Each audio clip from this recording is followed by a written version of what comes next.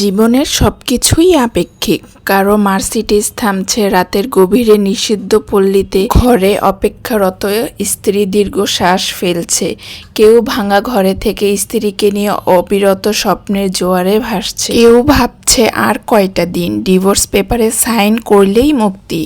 কেউ কেউ আবার একটা সম্পর্ক টিকিয়ে রাখার জন্য অবিরাম যুদ্ধ করে চলছে। কেউ বছরে কতজন ভালোবাসার মানুষ বদলে ফেলছে, কেউ আবার তার ভালোবাসার মানুষের জন্য বছরের পর বছর অপেক্ষা করে চলছে। কারো পড়ার টেবিলে নতুন বইয়ের সমারোহ, কিন্তু পড়ার ইচ্ছে নেই।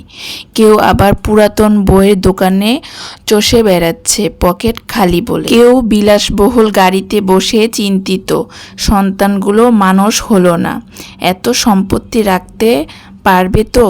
কেউ পায়ে হেঁটে পথ চলছে আর মনে মনে ভাবছে, সন্তান তো মানুষ করতে পেরেছি, আল্লাহ চাইলে ওরা নিজেরাই নিজের জীবনটা গড়ে নিবে। কেউ দামি শাড়ি হাতে পেয়ে তবুও খুশি নয়, আবার কেউ তাতে নতুন শাড়ি গন্ধ বারবার শুকছে। আসলে এটাই বাস্তবতা, সুখ এবং শান্তি সর্বদাই আপেক্ষিক। কারো সব থেকেও সুখ জিনিসটা নেই, আবার কারো বাকি সব ঘাটতি থাকলেও সুখটা আছে। কেউ দুবেলা খাওয়ার জন্য সারা দিন হাঁটে, আবার কেউ খাবার হজম করার জন্য হাঁটে। একটা সময়ের পর আপনি ঠিকই বুঝবেন, অনেক মানুষই আপনাকে ব্যবহার করেছে, কেউ ভালোবাসেনি। আসলে এটাই বাস্তবতা, জীবন যেখানে যেমন, আমি ঠিক সেখানেই তেমন।